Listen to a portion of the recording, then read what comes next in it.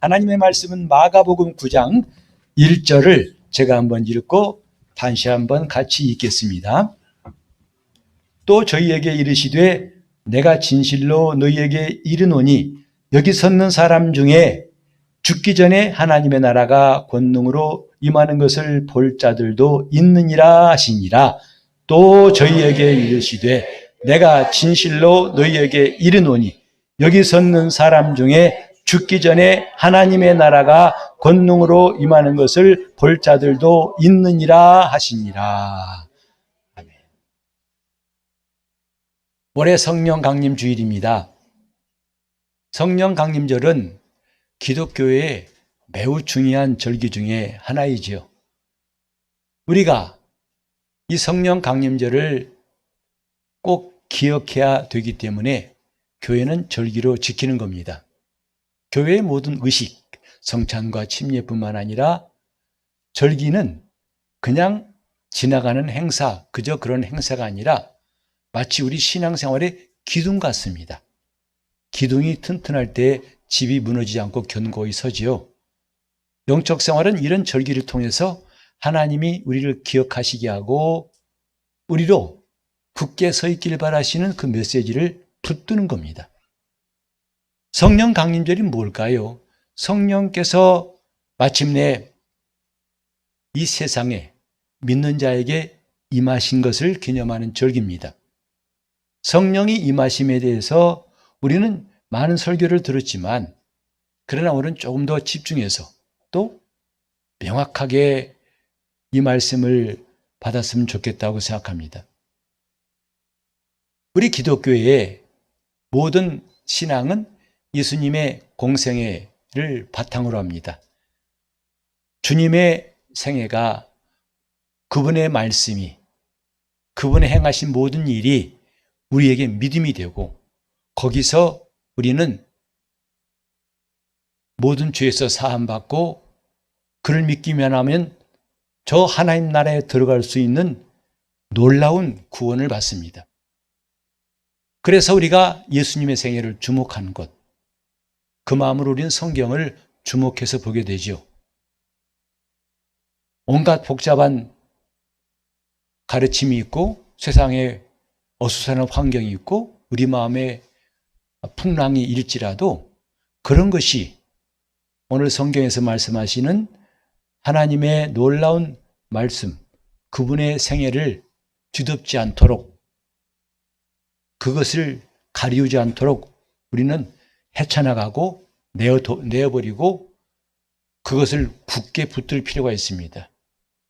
혼탁한 이 시대에 진짜 믿음이 무엇인지를 그냥 하나님은 살아계시면 믿습니다. 그 믿음 가지고 구원받는다 생각하지 마세요. 하나님이 살아계신다고 하는 믿음 물론 필요합니다. 그러나 성경은 그보다 더 확실하고 분명한 믿음의 내용을 우리에게 말씀하고 있고 그래서 예수님이 베드로에게 칭찬하신 거 기억하시죠? 베드로가 주는 그리스도시요 살아계신 하나님의 아들입니다 라는 고백, 주님이 그걸 기뻐하시고 네가 복이 있다고 하신 거죠. 단지 하나님이 살아계시다, 물론 그것도 쉽게 말할 수 있는 건 아닙니다만은 예수가 그리스도이신 것과 그가 살아계신 하나님의 아들이신 것을 믿는 것은 신앙에 절대적으로 필요한 고백이 됩니다. 우린 그것을 주님의 생애를 통해서 배웠고 알게 되었습니다. 그래서 주님의 생애를 집중해서 말씀한 마태, 마가, 누가, 요한복음, 사복음이 매우 귀중한 것이고 그것들을 우리가 어떻게 실천하고 따라갈 것인가를 말했던 그 이후에 사도행전 이후의 성경도 매우 중요한 거죠. 자, 성령 강림절 사실 어떤 분은 좀 생소할지 몰라요. 교회 생활하지만 또 들었지만 박연한 사람도 있을 것입니다. 하지만 오늘 우리는 이 시간을 통해서 성령 강림절이야말로 우리 신앙생활에 꼭 필요한 절기라는 것을 깨달았으면 좋겠습니다. 왜냐하면 우리는 아까도 말했듯이 주님의 생애, 하나님의 아들이 사람으로 이 땅에 오셔서 3년 동안의 행하신 모든 일이 하나님 우리에게 알게 하시고 보여주시고 믿게 하시려는 내용이었어요. 그래서 그 주님의 생애는 동정녀에게 수태되셔가지고 마침내 탄생하셨죠. 그 다음에 30세쯤 되어서 공생애를 시작하셨어요. 두루다니며 말씀을 전파하시고 또 마귀에게 눌린 모든 사람을 다 고치시고 놀라운 이적들, 오병이어의 이적도 죽은 자를 살리신 이적도 베푸셨어요. 그리고 그 공생의 마지막쯤 되어가지고 주님은 말씀하신 대로 십자가에 달려 고난당하시고 죽으셨습니다. 하나 이미 성경에 기록된 대로 주님은 사흘 만에 다시 부활하셨고 그 다음에 40일 동안 이 땅에 함께 계시면서 그의 사심을 모든 사람에게 보이셨고 많은 사람 약 500명이 보는 가운데에서 주님은 감람산에서 하늘로 올리우셨어요. 그 전에 주님 하신 말씀이 지난 주일에 우리가 들었던 말씀입니다. 내가 너희에게 실상을 말한다. 진실을 말한다 이 말이죠. 뭐냐면 내가 너희를 떠나가는 것이 유익하다. 내가 가지 않으면 보혜사가 오시지 않을 것이요. 가면 내가 너희에게 그를 보낼 것이다. 그렇게 말씀하시더니 하늘에 가신 다음에 열흘 만에 비로소 보혜사 성령이 믿는 자에게 임하심으로 이 땅의 최초로 예수 그리스도의 교회가 세워졌습니다. 마태복음 16장에 내가 이 반석교회 내 교회를 세우리라 하시던 말씀이 드디어 사도행전 2장 1절 이하에 오순절 마가다락방에 성령이 임하심으로 드디어 이 땅에 주님의 교회가 세워졌습니다. 그때부터 우리는 교회를 통해서 하나님이 하신 일들을 보고 믿고 듣고 우리가 그대로 따라가는 것이 신앙생활입니다.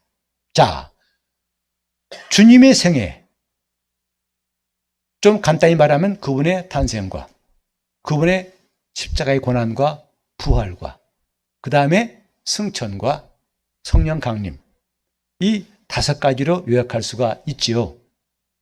그런데 많은 사람들이 12월 25일 성탄절 기쁘다고 구주 오셨네 기뻐합니다. 왜 기쁜지 잘 모르는 것 같아요.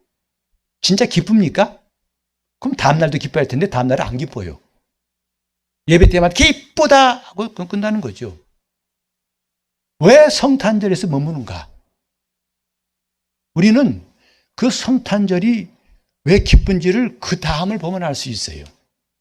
바로 그가 우리 죄를 짊어지시고 십자가에서 피 흘려 죽으심으로 우리 죄가 그분에게로 옮겨가고 하나님의 아들이 친히 우리를 대신해서 죄가 되셨다는 엄청난 사건.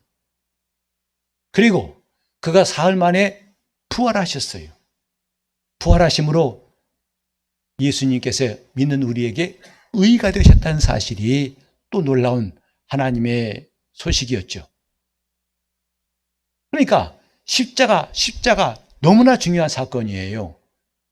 우리 죄가 예수님과 함께 못 박힌 나를 그렇게 지옥으로 끌고 갈 수밖에 없던 그 죄가 나와 분리될 수밖에 없는 사건이 십자가 사건이었습니다. 그런데 왜 십자가가 그렇게 중요하고 거기서 머무느냐 이 말이죠. 만약에 그분이 사흘 만에 부활하지 않았다면 예수님의 죽음은 우리와 아무 상관이 없어요. 왜? 그분이 자기 죄 때문에 죽었는지 우리 죄 때문에 죽었는지는 그건 구별이 안 돼요. 예수님이 부활하심으로 역시 예수님은 자신의 죄 때문이 아니라 남의 죄 때문에 곧 우리의 죄 때문에 십자가에 죽으신 것이 증명된 것, 이게 예수님의 부활이죠. 그래야 우리가 부활을 기뻐하는 겁니다. 단지 예수님, 내가 사모하는 주님이 살아났다는 것으로 기뻐하는 것뿐만 아니라 내 죄가 죽었구나. 그래서 더 이상 십자가에서 예수를 찾지 않고 그 십자가에 지금도 내 죄가 못 박혀 있다는 사실을 알고 우리는 죄사함의 자유를 누리는 겁니다. 계속 누리는 겁니다. 그런데 왜 십자가 늘 울어도 눈물만 흐르고 물론 눈물 흘릴 수 있죠. 그런데 문제는 왜 거기서 머무는가 이 말이죠.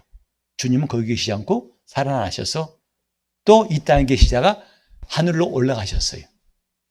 그리고 그는 약속하신 대로 보혜사 성령을 보내셨습니다. 몇 가지예요. 몇 가지가 하나님이 우리에게 알게 하신 놀라운 계획이었어요. 그러니까 우리는 이 좁은 시야만 가지고 볼 것이 아니라 좀 넓히자 이 말이죠. 시야가 넓어져야 한다 이 말이죠. 지금 무엇을 믿느냐? 그냥 교회 믿어요. 예수 믿어요. 이게 아니에요. 우리는 믿는 바가 확실히 있습니다. 그걸 아까 한마디로 요약하면 주는 그리스도시요 살아계신 하나님의 아들입니다. 그것이 주님의 공생애를 통해 다 이루어진 것을 압축해서 그렇게 고백할 뿐이지, 아까 말한 그분의 탄생과 그분의 고난과 부활, 그리고 그분이 승천과 성령 강림, 이 모든 건 다 중요한 겁니다. 다 중요한데 안타깝게도 왜 중간에서 머무느냐 이 말이죠. KTX 타고 부산 가려고 마음먹었어요. 근데 표는 부산표를 끊어놓고 수원이나 대전가 내린다면 그거 참 답답한 일 아니겠어요? 왜 중간역에서 내리십니까? 중간역은 내가 지나가는 역이지 거기에 몸을 내리라는 것이 아닙니다. 십자가는 중간역이에요. 물론 중요하지만 중간역이에요. 예수님의 탄생, 그분의 성탄 너무나 중요한 사건이죠. 그분이 오시지 않았다면 우리는 영원한 절망이 있을 테니까. 그러나 그건 출발점이에요. 서울역 같다 이 말이죠. 왜 머무느냐 이 말이에요. 그분이 승천했어요. 예수님이 그러기 전에 내가 너희를 떠날 것이다 하고 요한복음 16장 7절에 말씀했을 때 참 우린 이상한 장면을 보지 않습니까? 사람들 생각에는 주님이 우리와 함께 계시는 게 낫지 왜 떠나시냐고요. 어떤 걸 주님이 물으실 때 내가 너희와 영원토록 함께 여기 있으리야 아니면 너희를 떠나리야 할 때 주님 떠나세요. 이런 사람 없을 거예요. 누구나 다 무슨 말씀이에요. 가시면 안 되죠. 계시면 좋지요. 근데 주님이 그런데 가신다고 할 때에 왜 베드로는 주님을 안 말렸을까 저는 생각해 봐요. 주님이 십자가에 죽으신다고 할 때는 두 팔 벌리고 안 됩니다. 죽지 마십시오 라고 했던 베드로가 이제는 주님이 떠나신다고 하니까 별로 행동이 성경에 안 나와 있어요. 그만큼 주님이 떠나신다는 그 실상에 대해서 깨닫지 못했을까 아니면 제대로 알았기 때문이었을까. 나중에 베드로 보고 물어봐야겠어요. 왜 그랬어? 왜 그때 가만히 있었어? 라고 물어보고 싶은 마음이 생긴다 이 말이죠. 다시 한번 말합니다만 우린 주님의 공생의 전체가 우리의 구원이에요. 탄생도 중요하고 십자가의 고난도 중요하고 부활도 중요하고 승천하시고 성령을 보내신 것도 절대로 중요합니다. 안 그러면 우린 가다가 중간역에서 내린 사람과 똑같습니다. 성령 강림절은 교회에서 빼놓을 수 없는 귀한 절기라고 생각합니다. 왜? 우리는 절기 때마다 하나님의 행하신 일을 기념하고 기억하는 거죠. 성찬은 예수의 살과 피를 기념하는 겁니다. 곧 우리 안에 그분이 살과 피로 임하신 것을 기념하고 내가 성령 안에 있는 것을 기념하는 성찬식이 매우 중요하고, 침례는 내 옛사람과 완전히 분리되는, 옛사람대로 살았다면 난 지옥 갈 수밖에 없는데 난 이제 옛사람이 아니고 거듭난 새 사람이 되었다는 것을 믿음으로 고백하는 의식이기 때문에 절대 중요한 것이죠. 그래서 침례와 성찬, 그리고 우리 주님이 부활하신 것과 십자가에서 고난당하시 부활하신 것과 성령 강림절은 절대로 중요한 겁니다. 정말 중요합니다. 성령 강림, 오늘 그 말씀을 좀 상고하기 위해서 저는 일찌감치 올해 초부터 9장 1절을 점 찍어 놓고 올해 성령 강림절에는 이 말씀 좀 전하고 싶다 하는 소원이 있었어요. 이 보면은 주님께서 말씀하십니다. 진실로 너희에게 이르노니 여기 섰는 사람 중에 죽기 전에 하나님의 나라가 권능으로 임하는 것을 볼 자들도 있느니라. 사실 이 말씀은요, 많은 사람들이 좀 이해가 안 된다는 말씀 중에 하나예요.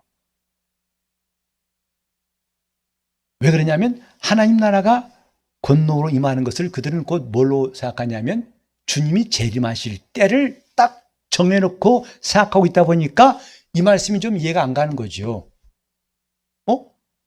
그럼 주님이 곧 오신단 말인가? 또 이게 오면 죽기 전에 어떤 사람 보고 어떤 사람 못 본단 말이야? 그 사람들이 선입견 혹은 자기 그 마음속에 기존의 생각이 얼마나 때로는 문제되는 거 아니? 제대로 말해줘도 그 말씀을 알아들을 수가 없게 돼요. 왜? 자기 안에 편견 때문에, 자기의 기존 생각 때문에 그 말이 자꾸 충돌합니다. 그 말과 생각이 충돌하는 거죠. 여기 섰는 사람 중에 이 가운데 아마 12제자가 있었을 것입니다.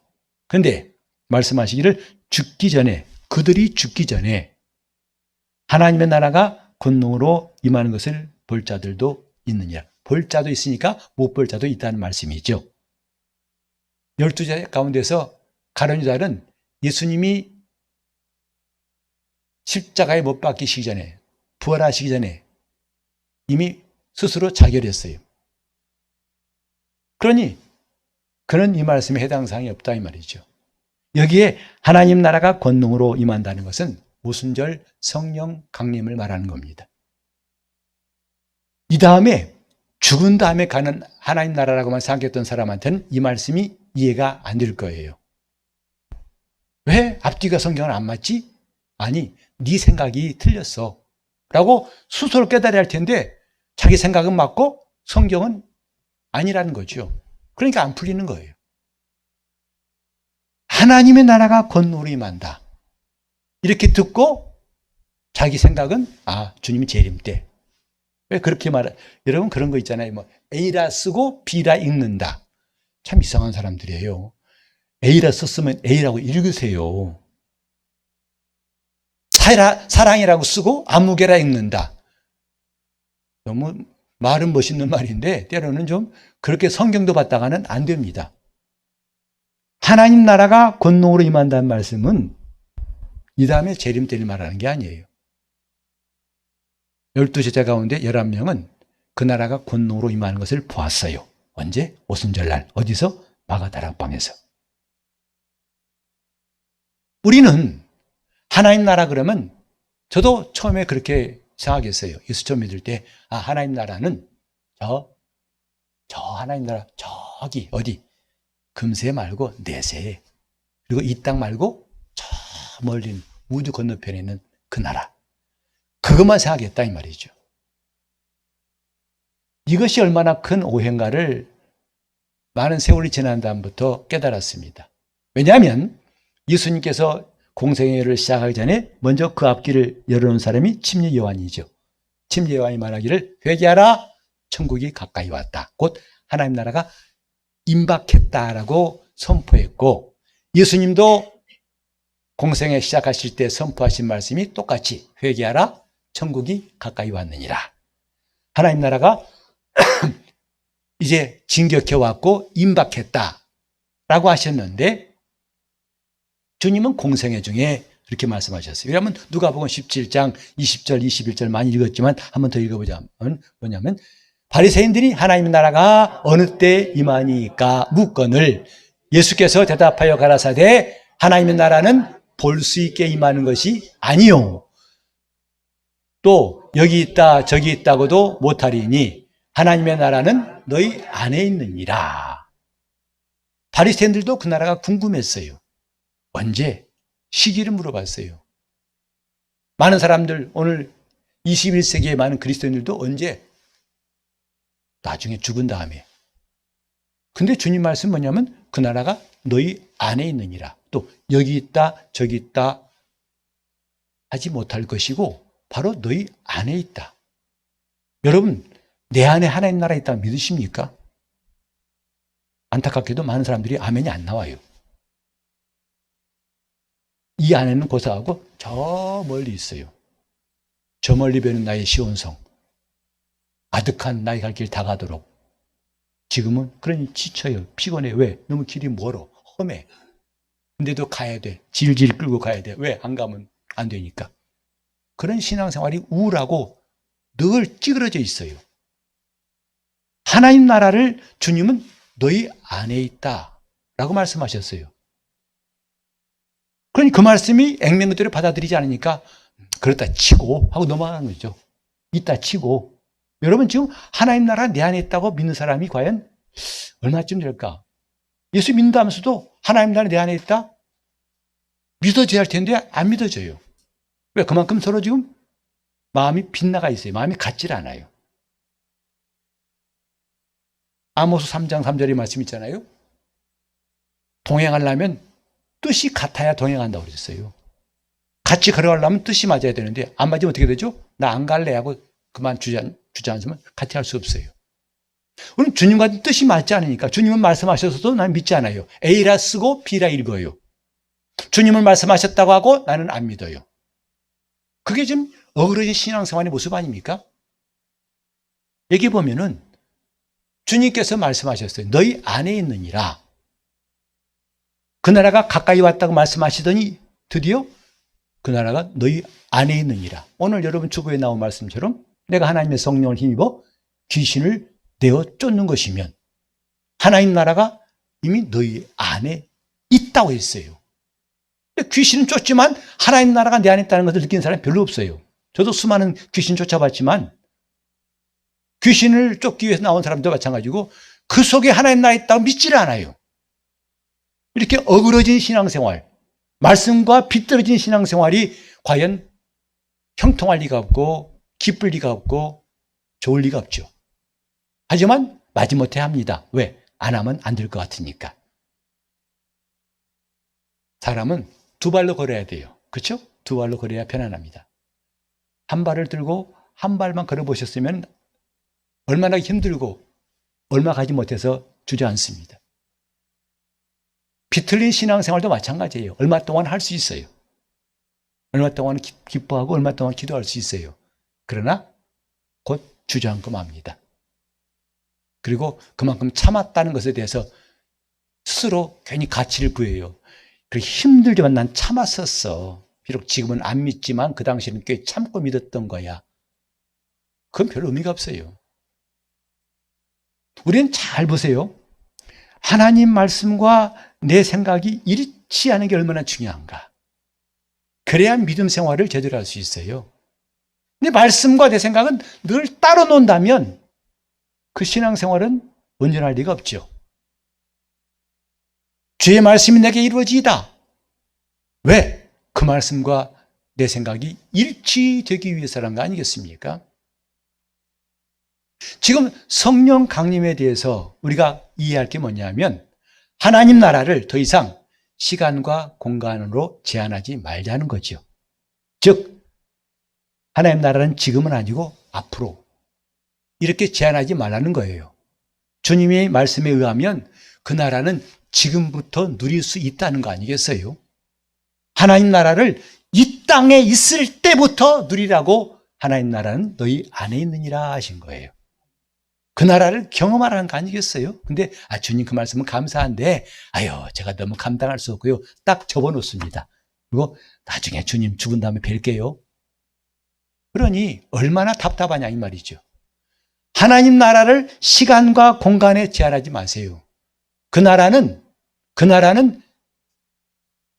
금세는 참아야 한다고 생각하지 마세요. 지금부터 누리는 나라가 하나님 나라가 되게 하시려고 성령 강림하신 거예요. 성령은 이 땅에서부터 그 나라가 어떤 것임을 누리라고 우리 주님이 내가 진짜 실상을 말하는데 진실을 말하는데 내가 떠나가야 돼. 왜? 그래야 너희 안에 하나님 나라가 임할 거야. 이 말씀이죠. 또 하나님 나라는 공간으로 제한하지 마세요. 여기는 하나님 나라 저기는 아니고 예배 드릴 때는 하나님 나라 같아. 충만해요. 근데 집에만 가면 아주 지옥 같아. 그렇게 하나님 나라는 공간으로 제한받는 것이 아니다 이 말이죠. 그 어디나 하나님 나라가 되게 하시려고 성령 강림하신 거예요. 여러분 이 놀라운 절기를 우리가 왜 놓치고 왜 우리가 무시하고 지나가야 됩니까? 성령 강림, 하나님 나라가 임한 거예요. 하나님 나라가 내게 임했다는 게 얼마나 기쁜지 이걸 한다면 성령 강림들이 정말 내 신앙의 중요한 절기라는 것을 더욱더 깨닫고 깨달을 것입니다. 하나님 나라, 하나님 나라, 하나님 나라. 시간과 공간에 제한받지 마세요. 그 나라는 지금 여기에 임하셨어요. 지금 내 안에 임하셨어요. 그걸 경험하는 게 성령 강림절이에요. 저는 일찌감치 올해 초부터 정말 성령 강림절 설교를 이 말씀으로 해야겠다는 다짐. 더 이상 우리 신앙생활은 막연하게 관념적으로 그냥 여기 있다 저기 있다. 하나님 나라는 내가 있다고 있으면 있는 거고 없다고 있으면 없는 거야. 이런 생각은 다 집어치라는 거죠. 이제는 갖다 버리세요. 그 믿음 갖고는 구원받지 못합니다. 하나님 나라는 지금 여기에, 제가 하나님 나라는 그러면 지금 여기에 하세요. 하나님 나라는 그게 성경 말씀이고 그 주님이 말씀하신 하나님 나라가 권능으로 임하는 것을 볼 자들도 있느니라 하신 것이고, 그 말씀이 이루어진 것이 오순절날 성령 강림입니다. 이게 답이에요. 하나님 나라를 지금 여기서 누리라. 그게 다른 말로 하면 영적 생활입니다. 근데 많은 사람들이 신앙생활 할 때 신앙생활이 부담스럽대요. 귀찮대요. 왜? 아니 이런 날도 더워 죽겠는데 왜 교회가 땀 흘리게. 앞으로 여러분 좀 다 마음 든든히 잡수셔야겠어요. 지금은 약합니다. 앞으로 6, 7, 8월이 남아있어요. 얼마나 무시무시해 더울지 몰라요. 아예 집에 나오기 싫을 만큼 더울 수 있어요. 그러나 그것이 나를 제한할 수 없어요. 왜? 내 안에 하나님 나라가 있기 때문이라고 확신한다면 그 어디나 하늘나라, 지금 여기에 하나님 나라가 있음을 확신 있게 고백할 수 있습니다. 지금 여기에. 자, 하나님 나라는 그러면 지금 여기에. 하나님 나라는 그걸 날마다 경험하고 사는 것이 성도의 생활이에요. 하나님 나라는 지금 여기에. 어디? 죽은 다음이 아니라, 아니 지금 여기서도 못 누린 사람이 어떻게 나중에 죽은 다음에 하나님 나라 가면 좋겠다고 상상하십니까? 그건 꿈 깨세요. 그건 망상이에요. 헛된 꿈입니다. 주님은 그렇지 말라고 지금 여기서부터 하나님 나라를 경험하라고 성령께서 교회에 임하신 겁니다. 그래서 교회는요, 빠짐없이 다 성령 충만해야 돼요. 빠짐없이 그 나라를 경험한 사람이 되어야 교회인데, 안타깝게도 심지어는 목사라도 그 나라를 모르고 설교한다면 답답한 일 아니겠어요? 자기도 안 믿으면서 하늘나라 있으면 믿으라는 거예요. 안타까운 일 아니겠어요? 우리는 다시 합시다. 하나님 나라는 하나님 나라에 가신다고요. 좀 이따 가세요. 주님 오라 하시면 가야지. 미리 가면 안 됩니다. 자, 하나님 나라는 그래도 꼭 간다네. 하나님 나라 한다네. 제가 말리고 싶지는 않은데 그래도 주님 오라 하실 때 가야 됩니다. 너무 힘들 때 뭘 그러죠. 주님 빨리 데리고 가세요 그러는데 그래도 주님 오라 하실 때 가는 게 맞습니다. 지금 여기에 이렇게 하세요. 하나님 나라는 이제 드디어 제자리 잡았어요. 우리는 그것도 교인들이 양호한 거예요. 두세 번 만에 제자리 오지 않습니까? 어떤 사람은요 10년 돼도 안 돌아와요. 굿세라입니다. 굿세라 금손화가 아니라 굿세라무게예요. 안 돌아옵니다. 여러분들이 기가 막히게 3번 이내 돌아오더라고요. 와우 굉장합니다. 정말. 하나님 나라는 그게 성령 강림의 놀라운 역사예요. 근데 우리는 그 나라를 여기 모시지 않고 스스로 기뻐하고 스스로 인내하고 스스로 평안하려고 하고 스스로 즐거워하려고 하고 스스로 만족하려고 하고, 그게 고행길입니다. 심지어 병도 스스로 나으려고 그래요. 그분의 나라가 임하시면 낫습니다. 그분 나라가 임하면 된다 이 말이죠. 하나님 나라는 그러면 그렇죠. 조금 시간 늦으셨어요. 0.5초 늦었습니다. 그래도 괜찮아요. 양호한 거예요. 돌아왔잖아요. 우리는 성령 강림절이 이런 절기라는 걸 깨달으면 얼마나 좋을까요? 지금 여기에. 그래서 성령으로 지금 여기서부터 그 나라를 경험한 사람들이 이렇게 육체가 있고 이렇게 육신이 있고 많은 시험도 있고 유혹도 있고 죄악이 많은 이 땅에서도 하나님이 하나님 나라를 경험하시기 위해서 좋았는데, 마침내 이런 유혹도 사라지고 죄도 없어지고 오직 내가 성령으로 충만한 그 나라에 가 살면 얼마나 좋을까? 이게 당연한 거 아니겠어요? 찬송가도 있잖아요. 구주를 생각만 해도 내 마음이 좋거든 그 얼굴 배울 때에야 얼마나 좋으랴. 그게 정상이라고요. 지금 여기서 하나님 나라를 경험한 사람들이 드디어 이 모든 짐을 벗고서 오직 부활한 몸으로 신령한 몸으로 온통 그 나라를 누릴 수 있을 때 얼마나 좋을까? 이거 막 덩실덩실 춤추고 싶은 거죠. 그게 성도의 소망 아니겠어요? 그러려면 그 소망이 부끄럽지 않으려면 지금 여기서부터 하나님 나라를 누리는 게 맞습니다. 하나님 나라는 첫째로 뭐냐 하면 하나님의 임재를 말하는 거예요. 하나님의 임재. 우리 그것도 하나님 임재를 위해 기도하지만 그 나라가 임한 것은 곧 그분의 임재가 내게 이루어진 걸 말하는 거죠. 하나님의 임재. 그렇게 많은 사람들이 하나님의 임재를 구합니다. 주여 주여 산기도 하고 철야하고 금식하고. 근데 그렇게 해서 임하는 나라가 아니라 그 나라는 주님의 약속대로 믿는 자에게 임하신 나라예요. 내가 노력할 것 없어요. 나는 다만 그 약속을 믿고 순종하면 된다고요. 그러면 그 나라가 다 임하게 돼 있어요. 같이 합시다. 하나님 나라는 하나님의 임재다. 하나님 나라는 하나님의 임재다. 그게 하나님 나라예요. 하나님의 임재가 빠지면 하나님 나라 공허합니다. 말은 멋있어요. 그래서 하나님 나라가 임했다 하면서도 주여 목마른 사슴이 시냇물을 찾기에 갈급함같이. 이건 참 무슨 뜻인 거 아냐면요, 어머님 품에 안겨 있어 젖을 다 먹어낸 애가 엄마 나는 외로워, 나는 너무 슬퍼. 걔 빨리 병원 가봐야 됩니다. 그런 애는 그냥 두면 안 돼요. 문제가 큰 거예요. 하나님 나라는 그분의 임재, 그분의 임재가 있을 때 우리는 더 이상 외롭지 않습니다. 더 이상 두렵지 않습니다. 더 이상 부족하지 않습니다. 그분의 임재에 있을 때 우리는 참 평안한 거예요. 설교단상 서는 것이 쉽지 않다는 거 아마 목사님들 치고 다 공감하실 거예요. 설교하면서도 그분의 임재를 느끼며 설교할 땐 너무너무 행복합니다. 설교 시간이 너무 즐거워요. 그리고 무슨 말할 것인가 걱정이 안 돼요. 그리고 저 시계가 원망스러워요. 너무 빨리 돌아가. 저 시계바늘에 모터를 달아놨나 봐. 강력 모터를. 더 빨리 터보 엔진 달아놨나 봐요. 왜 이렇게 빨리 돌아가는지 모르겠어요. 좀 더 갔으면 좋겠는데.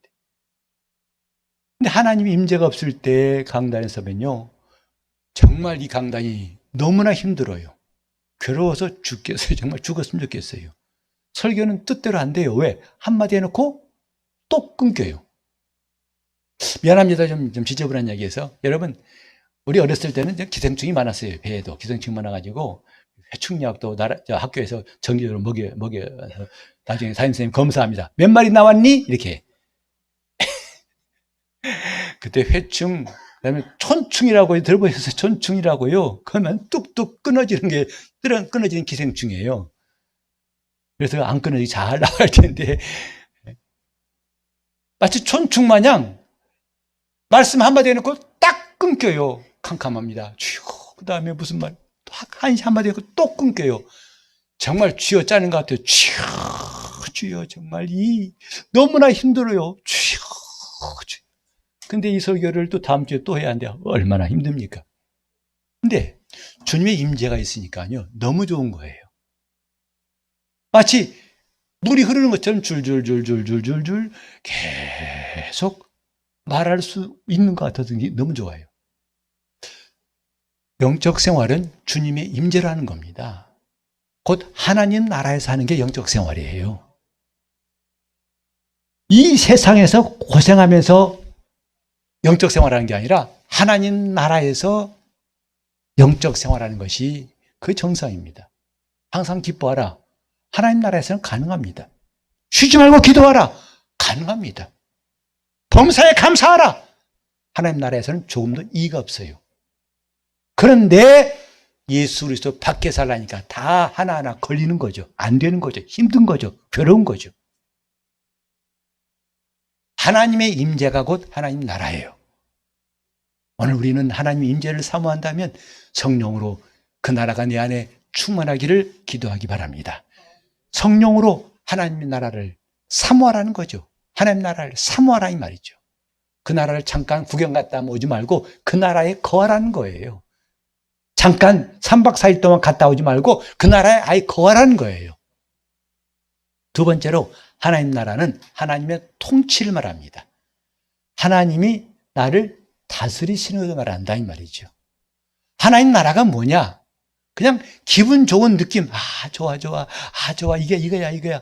그런 게 아니라 그분이 다스리실 때에 그게 하나님 나라예요. 하나님 나라가 그분이 다스리면 어떤 일이 일어나느냐? 로마서 14장 17절에도 바울이 말했잖아요. 하나님 나라는 먹는 것과 마시는 것에 있지 않고 오직 성령 안에서 의와 평강과 희락이니라. 의와 평강과 희락이래요. 성령이 통치하시면, 하나님의 통치하시면 첫째로 의가 있다는 거예요. 다른 말로 하면 내가 의롭게 된 것이 너무나 확실하다는 거죠. 여러분, 두 가지 말 중에 하나가 어떻게 나은가 보세요. 은혜 받은 죄인과 죄를 지을 수 있는 의인. 다 비슷한 말 같죠? 그러나 차이는 엄청나요. 앞에 은혜 받은 죄인이란 말은 은혜는 받았지만 그 신분은 뭐예요? 죄인이에요. 은혜 받았지만 늘 불안해요. 또 죄 지을까 봐 불안하고 내가 또 넘어질까 봐 불안해요. 왜? 신분이 죄인이라서 그래요. 죄인이지만 다행스러운 건 은혜 받았어요. 아니요. 그게 아니라 나는 의인이에요. 의인. 죄를 지을 수 있지만 내 신분은 의인이라 이 말이죠. 신분이 죄인이냐 의인의 차이는 엄청난 겁니다. 나는 때때로 넘어져요. 하지만 나는 의인이에요. 왜? 나를 의롭다 하신 이가 하나님이시라는 것을 난 알기 때문이죠. 고린도후서 5장 21절에 놀라운 말씀이 있어요. 예수님은 우리를 위해서 죄가 되셨다고 그랬어요. 죄가 되신 예수. 의로우신 하나님의 아들이 죄를 담당하신 것은 우리를 위함이에요. 그리고 그의 부활하심을 우리는 나는 예수를 말미암아 하나님의 의가 되었다 이 말이죠. 나는 하나님의 의가 되었어요. 내 스스로 의롭다고 노력하고 자신감 있게 말하는 게 아니라 하나님이 나를 그렇게 의가 되게 하셨다 이 말이죠. 예수님이 나 때문에 죄가 되셨고 나는 예수님으로 말미암아 하나님의 의가 되었다. 이게 놀라운 복음의 메시지입니다. 우린 예수 믿지만 아직도 죄의식에서 아직도 정죄감에서 자유하지 못하는 것은 이런 나를 의가 되신 것을 나를 하나님의 의가 되신 것을 믿지 않기 때문에 그런 것이다 이 말이죠. 따라할까요? 예수님은 나로 말미암아 죄가 되셨고 나는 예수로 말미암아 하나님의 의가 되었다. 근데 이것은요 여러 번 한다고 되는 게 아니라 주님이 통치하실 때 믿어져요. 주님이 통치하실 때 누가 뭐래도 난 하나님의 자녀야. 누가 뭐래도 나는 하나님의 의롭다 안 받은 사람, 하나님의 앞에서 의인이야. 이런 자신감 어디서 나왔느냐? 하나님의 통치하실 때 나온 것이다 이 말이죠. 나 이래봬도 의인이야. 어저께도 죄 지었어. 좀 전에 누구한테 죄 지었어. 난 그래도 하나님 앞에 나와 회개하고 내 의인이라는 신분은 도무지 변치 않아. 하나님 앞에 의인이야. 의롭다 안 받은. 난 비록 때때로 아파, 힘들어, 괴로워. 내가 봐도 내 성품도 참 못돼 먹은 거 많아. 그래도 나는 의인이야. 왜? 나를 의롭다 하신 이가 하나님이시기 때문에. 그것은 주님이 나를 통치하실 때에 내 속에서 나오는 담대함이에요. 하나님 나라는 하나님의 통치를 말하는 겁니다. 주님이 통치하시는 거예요. 제가 좋아하는 찬송, 물론 많이 좋아하지만 444장은 예수가 거느리시니, 저는 그 주님이 거느리신다는 그 고백이 참 좋아요. 주 날 항상 돌보시고 날 친히 거느리시네. 나를 통치하신다 이 말이죠. 노래 부르기만 좋은 게 아니라 그분이 나를 의롭다 하신 게 얼마나 놀라운 소식인지. 내 성질 이래도 내 약점이 수없이 많아도 괜찮아. 나는 하나님께서 의롭다 하신 사람이니까. 그건 그분이 나를 통치하실 때 이루어진 사건이에요.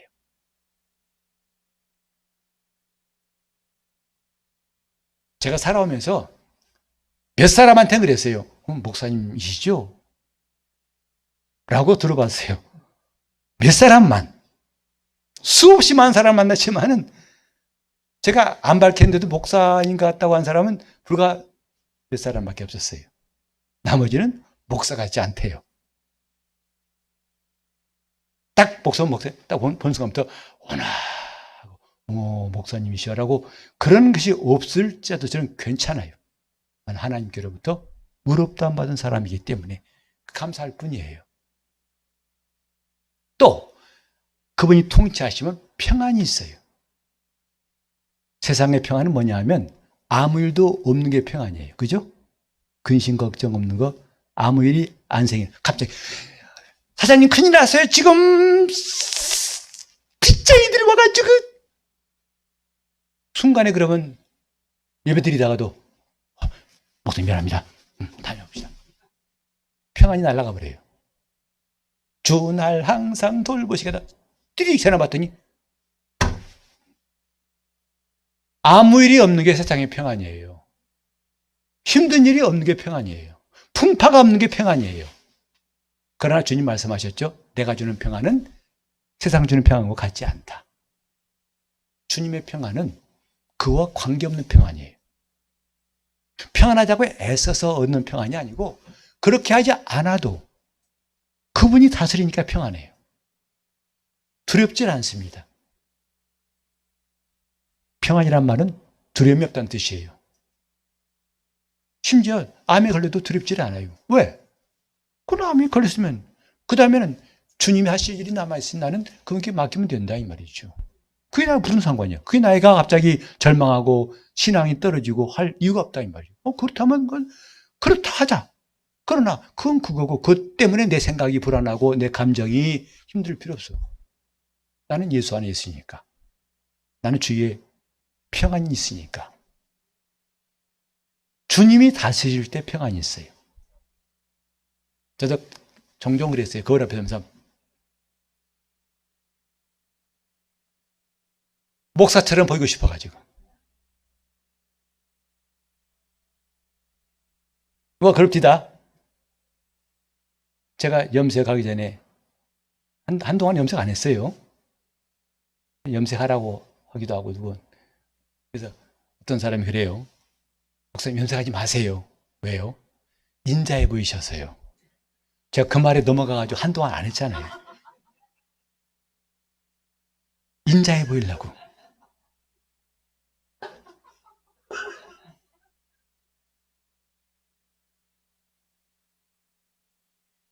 더 이상 속지 않기로 했습니다. 바로 염색해버렸어요. 인자해 보이려고 할 거 없어요. 주님이 나를 다스리시면 평안한 거예요. 그분의 은혜가 있으면 평안한 겁니다. 주님의 다스리심을 좀 우리 사모하자 이 말이죠. 그게 하나님 나라예요. 그 나라가 임한 게 성령 강림이라고요. 세 번째로 희락이라. 희락은 기쁨입니다. 기쁨은 만족이 있을 때 나오는 겁니다. 만족이 없으면 늘 불만이에요. 욕심이 차여 있고 그러면 매사에 불평거리밖에 없는 거예요. 불평하지 말자 다짐해도 소용없어요. 욕심 부리지 말자 그런 다짐 소용없습니다. 별로 도움이 안 돼요. 그러나 주님이 다스리시면 만족이 있고 만족이 있을 때 우리는 진정한 기쁨이 나옵니다. 그분의 기쁨으로 충만한 사람 그건 주님이 다스리신 사람이에요. 여러분 이제 마지막으로 세 번째는 뭐냐면 우리는 이제 하나님 나라를 누리자 이 말이죠. 그 나라를 배우기만 하지 말고 누리자 이 말이죠. 그 나라를 상상하기만 하지 말고 누리자 이 말이죠. 그 나라를 바라기만 하지 말고 누리라고 성령님이 강림하신 거예요. 그 나라를 더 이상 감상하지만 말고 내가 소유하라. 그러려고 성령님이 임하신 겁니다. 그 나라를 이해하려고 애쓰지 마세요. 목사님 하늘나라에서 뭐 한대요? 저도 잘 몰라요. 그러나 분명한 것은 이 땅에 있을 때부터 그분이 다스리면 의와 평강과 희락이 있다는 것을 알아요. 그 나라를 이해하지 마세요. 여러분 평생에도 헛것일 겁니다. 이해하지 말고 누리시길 바랍니다. 그 나라를 누리신 사람이 행복한 성도예요. 오늘 우리 교회는 이 성령 강림절 통해서 하나님 나라가 곧 그분의 임재요. 그분이 나를 통치하심으로써 그분의 나라를, 그분의 임재를 늘 누리시기를 예수 이름으로 축원합니다. 그때는 시간과 공간 제한 없이 어디나 그 어디나 하나님 나라에 우리가 거할 수가 있습니다. 통성을 기도하실 때 성령님 강림하심을 진정 감사하고 환영하시면서 성령님 충만히 역사하사 그 나라를 내가 뒷나라 갈 때까지 다 누릴 수 있도록, 더 누릴 수 있도록 통성으로 기도하시겠습니다. 하나님 아버지, 올해 성령 강림절 특별하게 우리가 깨닫게 도와주신 것 감사합니다. 하나님 나라가 우리에게 임하시는 놀라운 절기, 오늘뿐만 아니라 우리는 평소에도 때마다 일마다 그 나라를 누리며 살게 도와 주시옵소서. 그토록 사모했던 하나님의 임재가 하나님 나라에서 이루어짐을 알았고, 하나님의 통치하시는 그것이 곧 여기나 저기가 아니라 바로 지금 여기가 하나님 나라임을 알았사오니 이제 우리 온 교회가 하나님 나라를 누리는 교회 되게 도와 주시옵시고, 하나님 나라에서 기쁨으로 주님을 섬기며 영적 생활하게 도와 주시옵소서. 예수 이름으로 기도합니다.